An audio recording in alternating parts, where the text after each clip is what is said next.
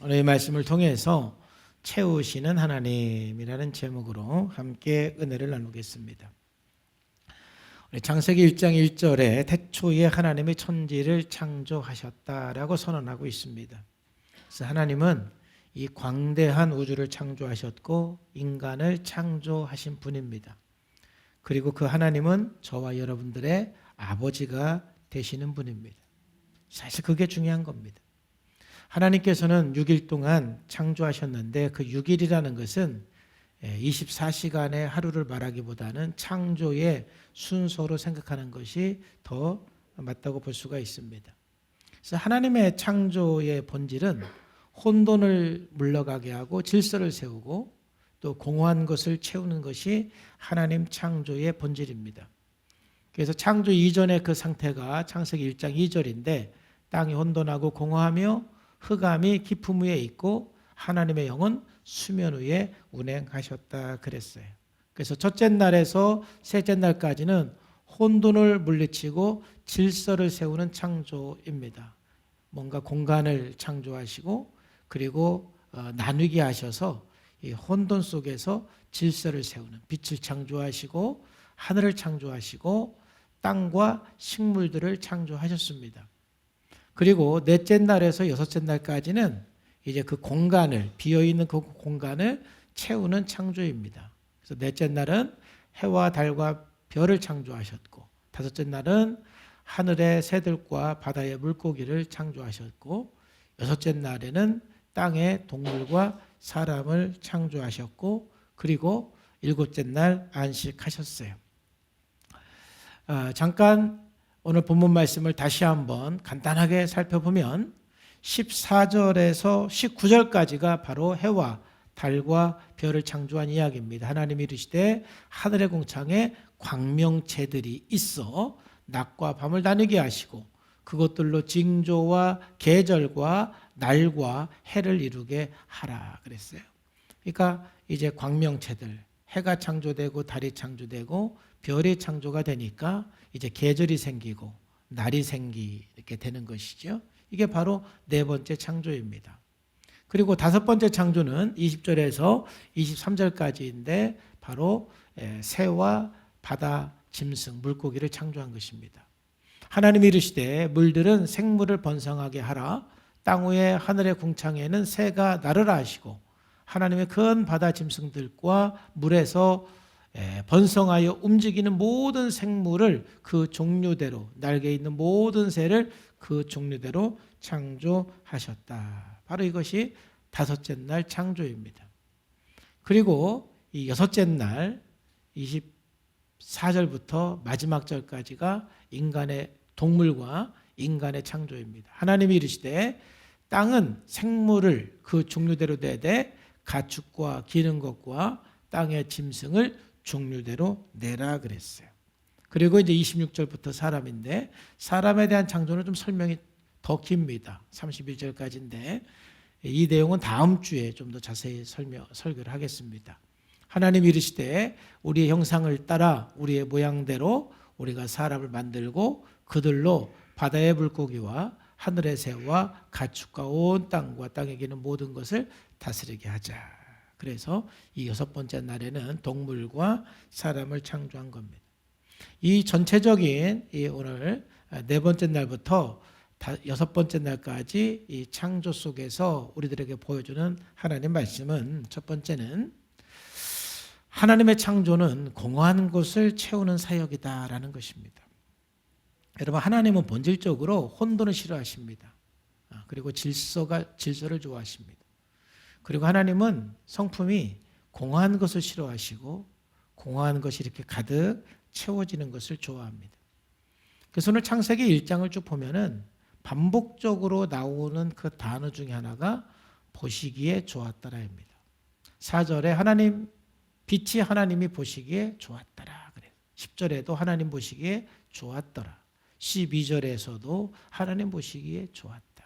18절에서도 하나님 보시기에 좋았다. 21절, 25절, 31절에서도 하나님이 지으신 그 모든 것을 보시니 보시기에 심히 좋았다 그래요. 여러분 하나님께서 창조하시고 보시기에 좋았다 그랬는데 하나님께서 그러니까 뭘 좋아하신 겁니까?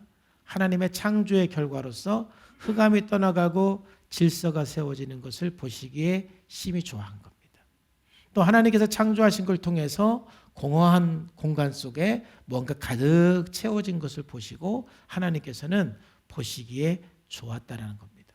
그러니까 하나님의 성품은 혼돈이 물러가고 질서가 세워지는 것, 또 공허한 속에 채워지는 것을 하나님은 기뻐하시고 좋아하는 거예요.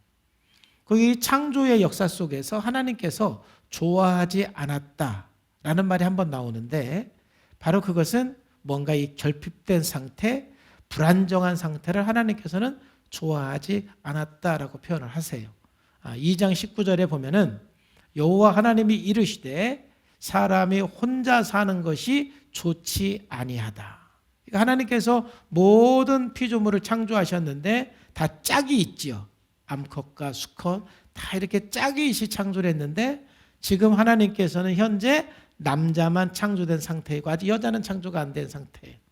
뭔가 완전한 상태가 아니고 남자의 그 빈 공간이 채워줄 수 있는 돕는 배필이 아직 창조되기 이전이죠. 그렇기 때문에 하나님께서는 그러한 결핍된 상태, 혼자 사는 것을 좋지 아니하다라고 말합니다. 그러니까 하나님께서는 이처럼 본질적으로 채우시는 분이고 또 채워졌을 때 기뻐하시고 좋아하는 분이다라는 것을 우리는 알 수가 있습니다. 반대로 이 마귀는 우리의 것을 끊임없이 도둑질하고 빼앗아가는 존재가 바로 마귀이고 사단입니다. 요한복음 10장 10절에 도적이 오는 것은 여기서 도적은 마귀를 말하는 거예요. 도둑질하고 죽이고 멸망시키는 것뿐이다. 가끔 우리 그리스도인들이 착각을 하는 게 있는데 살아가면서 여러분의 삶이 혼돈스럽고 공허하고 뭔가 이렇게 빼앗겼을 때 하나님이 왜 빼앗아가느냐 뭐 그렇게 속상하니까 이야기를 하는 거지만은 그렇게 말하는데 그건 잘못된 이야기죠. 여러분 하나님은 채우시는 분이지 절대 빼앗아가는 분이 아닙니다. 여러분들에게 빼앗아간 존재는 사단입니다. 그러니까 뭔가 내 삶이 공허하고 혼돈스럽고 뭔가 빼앗겼을 때는 그 빼앗아간 사단에게 분노를 해야지 뺏어가지도 않고 채워주시는 하나님께 분노하시면 안 된다 이 말이에요. 빼앗가는 그 존재는 사단이에요. 빼앗아가는 그 존재는 마귀입니다. 도둑질하고 죽이고 멸망시키는 것은 사단이고 마귀입니다. 그러나 내가 온 것은 양으로 생명을 얻게 하고 더 풍성히 얻게 하려는 것이다 그랬습니다. 여러분 이 세상은 또는 이 사단은 결코 우리들에게 뭔가를 충만하게 채워주지 않습니다. 채워줄 것 같지만 빼앗아가는 것이 이 세상이고 이 사단입니다. 이 세상에서 여러분 뭔가 채우려고 할 때는 우리의 공허가 끝이 나지 않습니다. 세상에서 여러분들이 뭔가 여러분의 혼돈을 떠나가기를 원하면 여러분 혼돈이 절대로 끝나지가 않습니다. 여러분 이 세상은 절대적으로 우리들에게 채워줄 수 없는 또 혼돈을 물러가게 할 수 없는 것이 바로 사단이고 이 세상이에요. 오히려 이 세상은 우리들이 갖지 못한 거에 대해서 또 부족한 거에 대해서 환영하지 못하는 것이 세상입니다. 세상은 뭔가 많이 가진 사람을 좋아합니다. 재물을 많이 가진 사람, 또 학력이 높은 사람, 또 뭔가 이 세상적인 것을 많이 가진 사람을 좋아하지 뭔가 갖지 못한 사람을 세상은 거부하고 싫어합니다. 그래서 심리적으로 뭔가 이 세상에서 많이 가진 사람처럼 가짜 정체성을 가지고 뭐하는 척하는 사람들이 많이 나오기도 합니다. 여러분 그런데 오늘 성경 말씀을 통해서 하나님의 성품은 어떤 분입니까? 하나님은 반대로 채워주시는 분이다.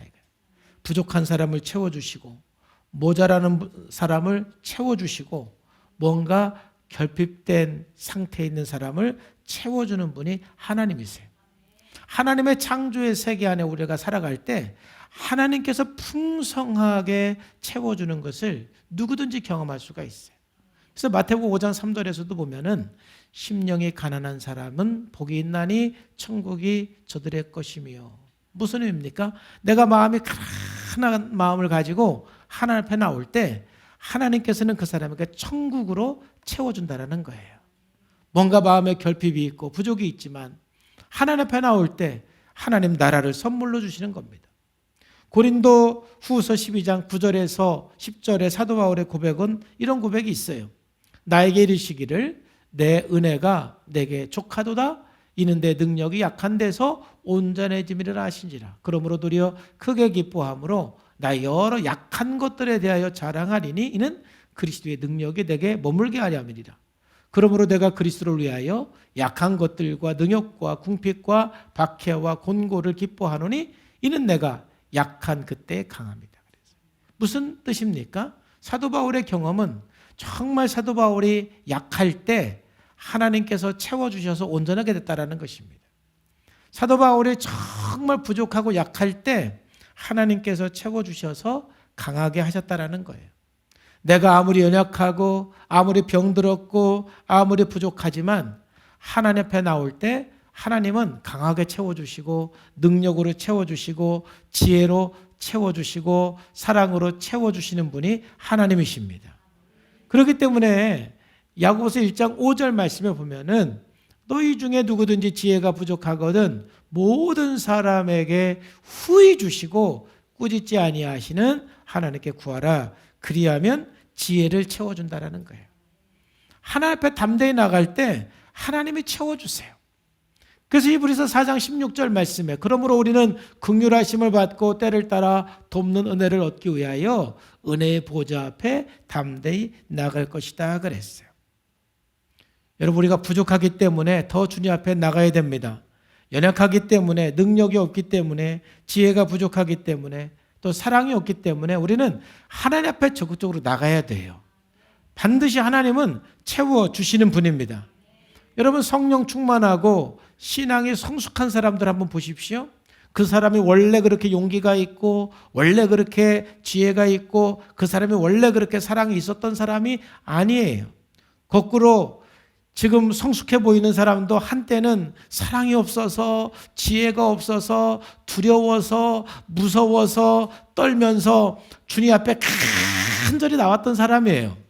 근데 하나님 앞에 나가니까 하나님께서 채워주어서 지금 그 사람을 보면 지혜가 충만하고 사랑도 충만해 보이고 담대하고 용기가 있어 보이고 능력이 있고 항상 승리하는 모습을 여러분 보지 않습니까?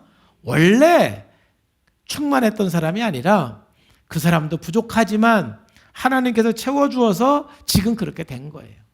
누구든지 부족하지만 채워주시는 하나님 앞에 간절하게 나갈 때 하나님은 반드시 풍성하게 채워주십니다. 정말 제가 읽으면서 감동받았던 책이 하나 있는데 바로 그 책은 창조, 타락, 구속이라는 책이에요. 월터스라는 사람이 썼는데 이 사람이 이 죄에 대해서, 인간의 타락에 대해서 이렇게 설명을 하고 있어요. 인간의 타락은 자발적으로 하나님의 구조 안에서 일탈한 방향성 왜곡이다. 이렇게 말해요. 이게 무슨 뜻이냐면은 원래 하나님께서 창조한 이 세상, 하나님께서 창조한 이 구조, 하나님께서 창조한 이 형태가 있어요. 그걸 갖다가 이 월터스는 폼드라고 이름을 명칭을 했습니다. 어떤 세상입니까? 질서가 완전한 세상.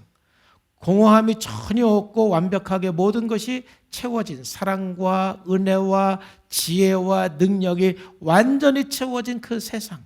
아무것도 부족함이 없는 그 세상. 고통이 없는 세상. 눈물이 없는 그 세상. 억울한 일이 없는 그 하나님께서 창조한 그 창조의 질서 속에서 이 완벽한 세상으로, 구조로, 형태로 창조한 이 폼드, 하나님이 창조한 세상이 있는 거예요. 하나님께서는 그 세상 속에서 우리 모든 사람을 살게 하셨습니다.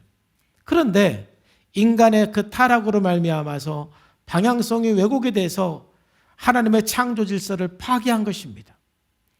바로 그래서 다시 그 폼드에서 디폼드가 되어서 다시 공허한 세상으로, 다시 혼란한 세상으로, 다시 혼돈의 세상으로 나가게 된 거예요. 지금 우리가 살고 있는 이 세상은 디폼드한 세상입니다. 사람들은 혼동 속에 살아가고 있습니다. 사람들은 공허 속에 살아가고 있습니다. 사람들은 결핍 속에 살아가고 있습니다. 그것은 왜 그렇습니까? 모든 인간들이 방향성이 왜곡이 되어서 하나님의 창조 질서에서 벗어나서 하나님의 창조 질서를 무시하기 때문에, 하나님의 그 창조 질서를 생각하지 않기 때문에, 인정하지 않기 때문에 이 폼드가 디폼드가 된 것입니다. 삶 자체가 고행입니다. 고난입니다. 불행입니다. 아픔입니다. 그래서 이 엘버트 월터스는, 그러므로 우리가 앞으로 추구해야 되는 세상은 무엇이냐? 지금 이 디폼드에서 폼드로 갈 수는 없는 거예요. 그는 리폼드, 이제 예수 그리스도의 구속으로 말미암아서 우리의 방향성을 다시 창조 질서의 회복으로, 그래서 그 창조 질서가 회복이 될 때 우리는 새롭게 되는 그 세상을 다시 우리는 만들어가고 경험하는 거예요. 우리는 혼돈이 떠나가고 질서를 세워가는 그 세상, 공허를 물리치고 하나님께서 채워지는 그 세상, 하나님의 그 세상 속에서 부족함이 없는 그 세상을, 우리는 새롭게 되는 그 세상을 경험하는, 그 리폼드한 세상을 만드는 것이 우리 그리스도인의 사명이라는 것입니다. 여러분, 2022년도를 살면서 저는 우리 성산의 모든 성도님들이 더 이상 여러분들이 혼돈과 공허 속에 살지 않기를 주님의 이름으로 축복합니다. 더 이상 이 디폼드에 머물지 않기를 주님의 이름으로 축복합니다. 우리가 리폼드한 세상을 향하기 위해서는 여러분, 시간도 좀 투자하시고 재정도 좀 투자하시고 게으르지 않기를 주님의 이름으로 축복합니다. 게으르면 디폼드에서 나오지 못합니다. 어거스틴은 그것을 태만한 의지라고 그랬잖아요. 태만한 의지. 정말 열정적으로 이 혼돈 속에서 질서를 세워가고 이 공허 속에서 채워가기 위해서 하나님 앞에 열정적으로 나오셔야 돼요. 새벽 예배도 나오시고 예배도 열정적으로 나오시고 성경도 읽고 기도도 하고 훈련도 하고, 아멘 좀 하십시다. 회복 프로그램도 하시고. 여러분, 저의 이 사역, 또 여러분들이 사역자로 사역할 때는 바로 하나님의 창조 질서를 세워가는 사역인 것입니다. 이 세상이 디폼드한 세상이기 때문에 하나님과 동역자로서 질서를 세워가고 혼돈을 물러가게 하고 이 공허 속에서 채워가는 그 사역을 할 때 바로 그것이 하나님의 창조 사역의 동역자가 되는 거예요. 정말 여러분들이 열정적으로 우리가 참여하시고 정말 2022년도에 내 인생과 우리 가정의 질서를 세우고 공허를 물리치는 그 삶을 향해서 나가시기를 주님의 이름으로 축복합니다. 세상에서는 그 어떤 곳에서도 그 질서를 세워가고 그 공허 속에서 채워줄 수 있는 것은 아무 데도 없습니다. 여러분, 하나님 앞에 나오셔야 돼요. 하나님은 채워주시는 분이에요. 하나님은 모든 것을 새롭게 해주시는 분이에요. 하나님께서 반드시 여러분의 삶과 여러분의 가정을 온전하게 새롭게 할 줄로 믿습니다. 저도 하나님과의 동역자로서 정말 이 땅에 혼돈을 물리치고 공허 속에서 하나님의 영광이 채워지는 그 사역을 위해서 말씀 사역, 회복 사역, 앞으로 하나님께서 주시는 건강을 가지고 정말 제 생명을 다해서 사역을 하고자 합니다. 우리들에게 이런 열정이 있어야 돼요. 다시 한번 여러분, 2022년도 게으르지 말고 깨어서 나가시기를 주님의 이름으로 축복합니다. 움직이세요. 자, 두 번째로 오늘 말씀을 통해서 같은 주제 한 가지를 나누기를 원하는 것은 뭐냐면은, 사람은 하나님의 영으로 채워진 존재라는 것을, 또 하나님의 영으로 채워져야만 하는 존재라는 것을 여러분 꼭 기억하시기를 축복합니다. 여러분, 하나님께서 여섯째 날 인간을 창조하셨는데, 인간을 창조하실 때 하나님은 특별한 모양으로 인간을 창조하셨어요. 26절에 보면은 하나님이 이르시되 하나님의 형상을 따라 우리의 모양대로 우리가 사람을 만들고 그랬어요. 그러니까 하나님께서는 인간을 창조하실 때는 특별히 하나님의 형상을 따라 인간을 창조했어요. 여러분, 하나님의 형상이라는 것이 뭘까요? 다음 주에 조금 자세하게 말씀을 나누기로 하고 그냥 한마디로 말씀을 드리면 하나님의 성품을 소유한 존재로 창조했다는 것입니다. 하나님의 형상은 바로 하나님의 성품을 말하는 것입니다. 하나님께서는 우리 인간을 창조하실 때에 하나님의 성품을 갖도록 창조하셨어요.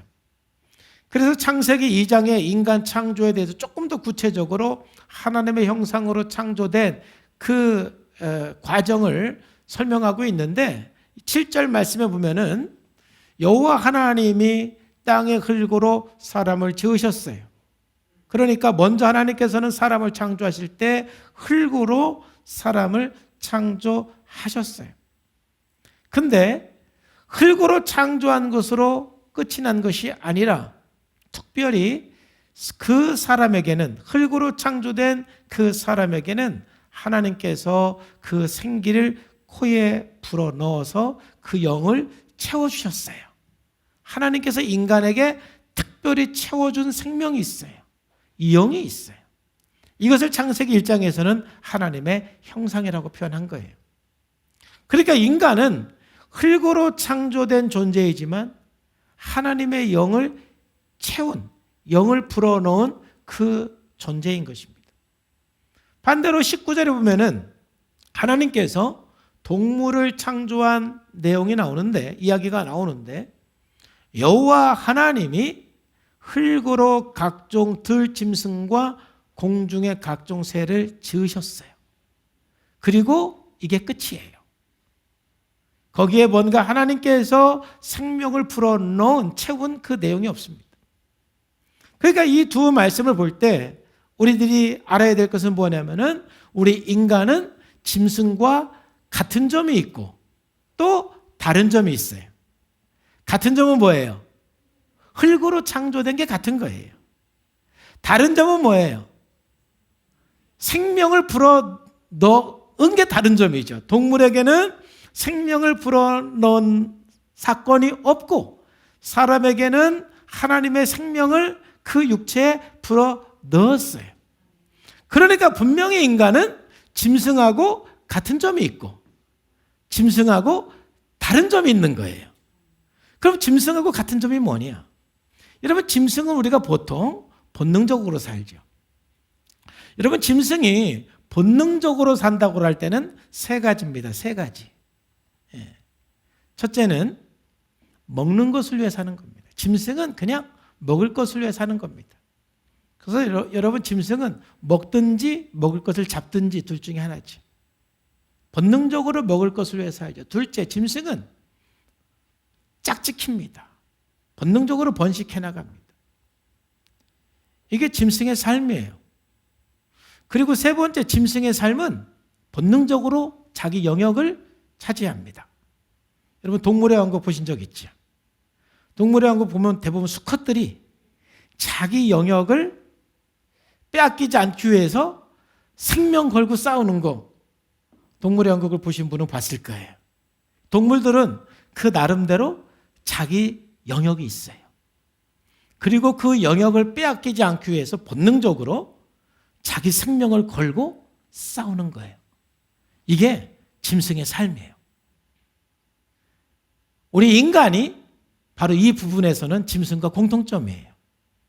우리 사람도 짐승과 똑같이 이 세 가지를 위해서 삽니다.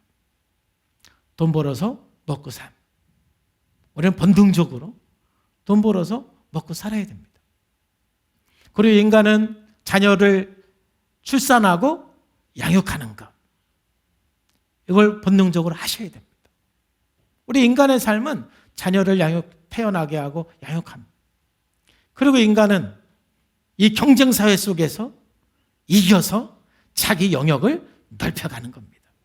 자기 나아바리를 넓혀가는 겁니다. 네? 이게 인간의 삶이에요.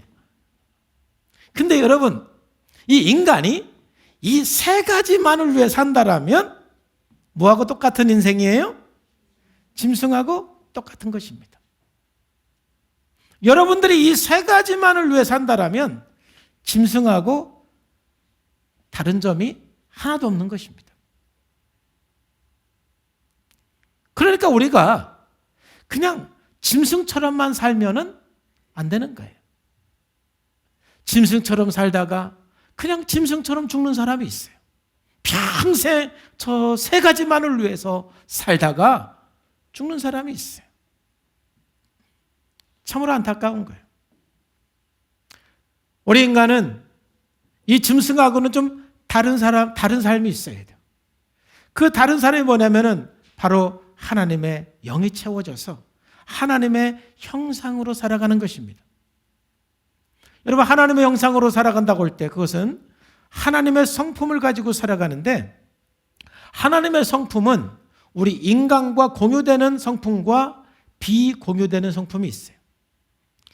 그래서 하나님의 그 성품 중에 우리 인간과 공유되는 그 성품, 즉 우리 사람들이 하나님의 형상을 가진 하나님의 성품은 대표적으로 몇 가지가 있는데, 첫째는 거룩하심, 둘째는 의롭고 공의로우심, 셋째는 선하심과 사랑, 넷째는 신실하심이에요. 그러니까 여러분, 아무리 짐승이 머리가 좋고 영리하고 똑똑해도 거룩을 추구하는 짐승을 봤습니까? 내가 오늘부터 거룩하게 살아야지. 여러분, 아무리 강아지가 똑똑해도 정말 의로움을 향해서 나가는 강아지가 있습니까? 신실하게 살기로 결정하는 강아지가 있습니까? 사랑이 있는 그 동물을 본 적이 있습니까? 물론 동물들도 본능적 사랑은 있어요. 본능적으로 자기 새끼를 돌보고 보호하고, 때로는 자기 새끼를 위해서 목숨까지도 거는 그러한 사랑이 있는데, 그것은 의지적인 사랑이 아니라 본능적 사랑이에요. 동물들에게는 의지적으로 사랑을 추구하고, 의지적으로 거룩을 추구하고, 의지적으로 신실함을 추구할 수 있는 동물은 없는 거예요.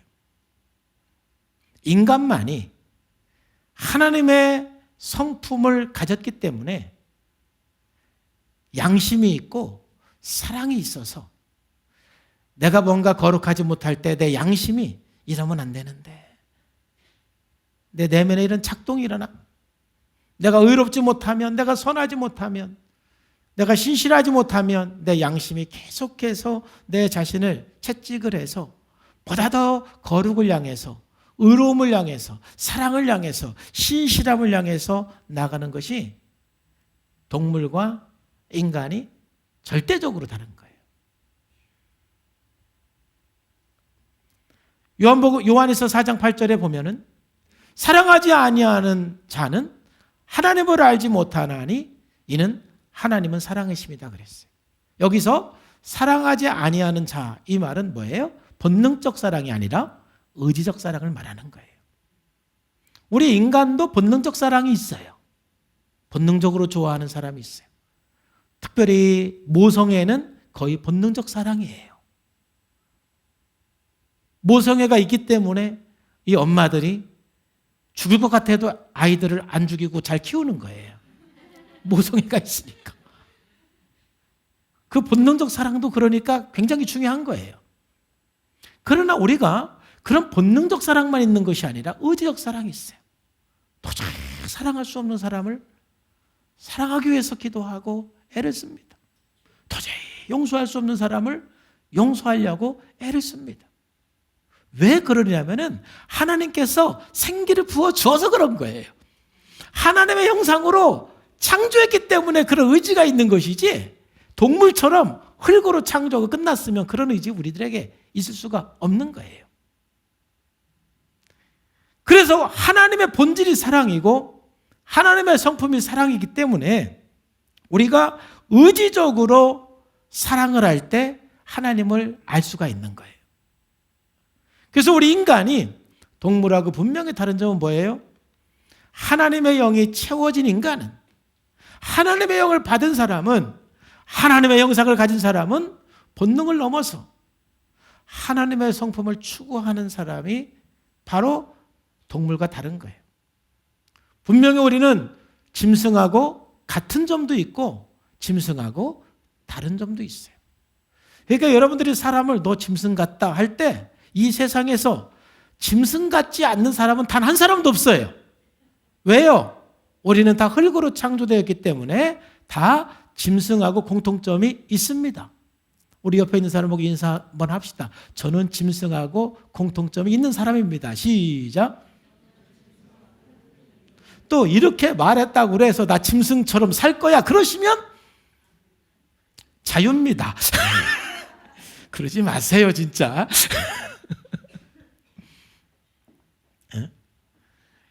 그러니까 사람을 갖다가 너무 짐승 같다고 말할 게 없어요. 왜? 그 사람도 그렇지만 그러면 너는 짐승 같은 모습이 없냐 이거예요. 우리 인간은 다 짐승과 공통점이 있어요. 중요한 것은 짐승과 다른 점이 있느냐 없느냐가 중요한 것이죠. 우리는 짐승과는 좀 다른 면이 있어야 돼요. 왜? 하나님의 형상이에요.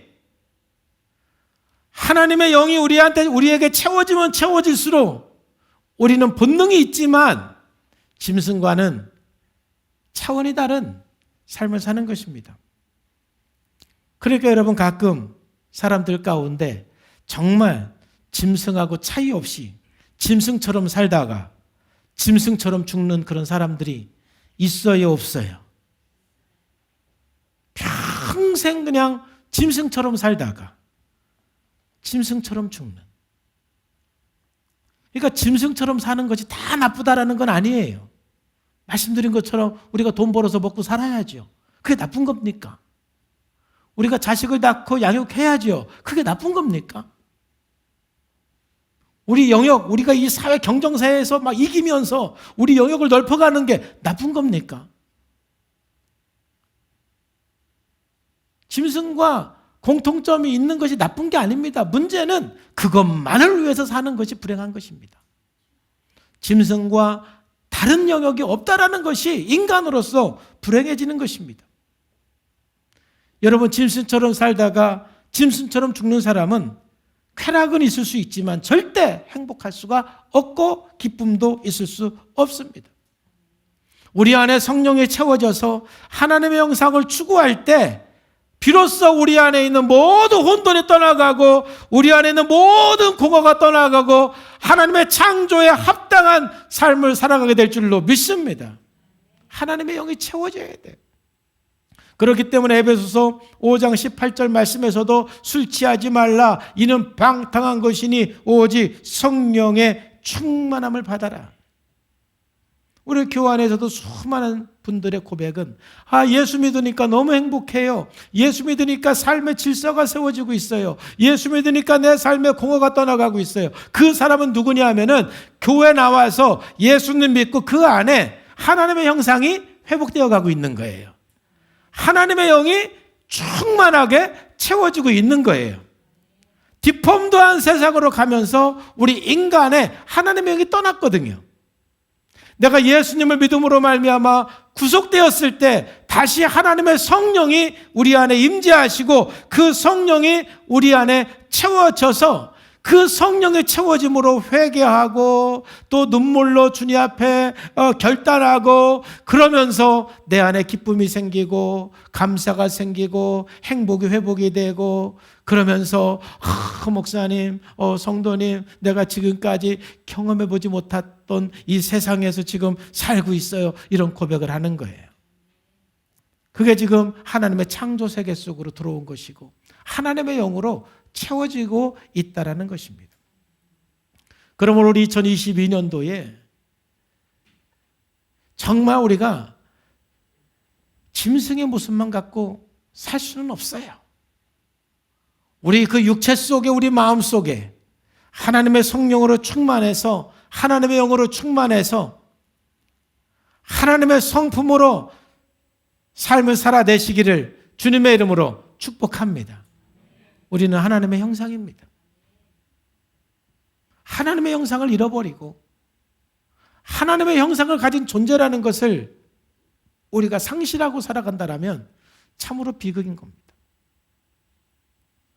하나님께서는 흙으로 우리를 창조하시고 하나님의 영을 하나님의 생명을 불어 넣어 주셨어요.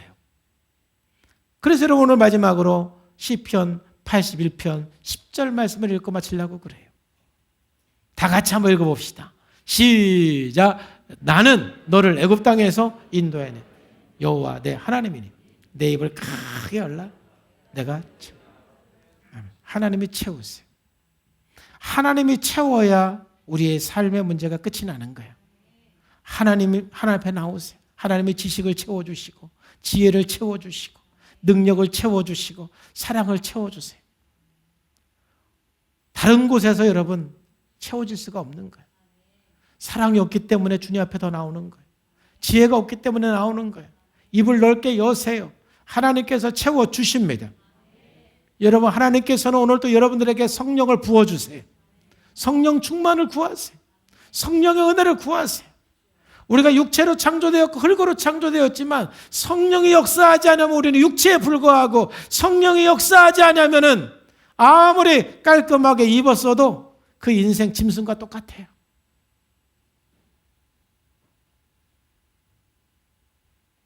지금 제가 말씀드리는 짐승과 똑같다라는 것은 부정적으로 얘기하는 거 아니에요. 막 포악하고 그런 걸 말하는 것이 아니라 그 세 가지만을 위해 살아간다라는 거예요.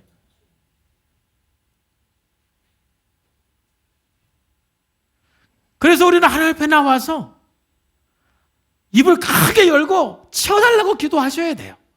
하나님의 영을 채워달라고.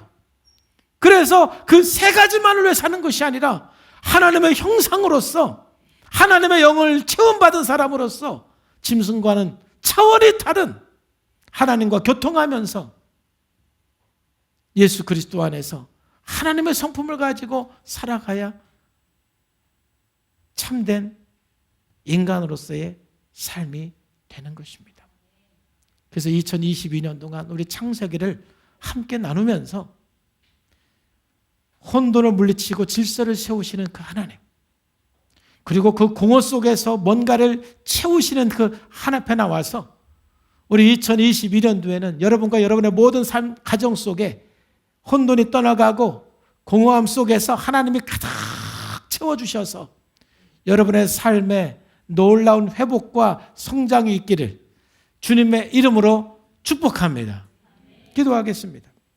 하나님 아버지 감사합니다. 오늘도 성령님께서 은혜 주시고 말씀해 주셔서 감사합니다. 오늘 우리가 이 아침에 다시 한번 결정하고 결단합니다.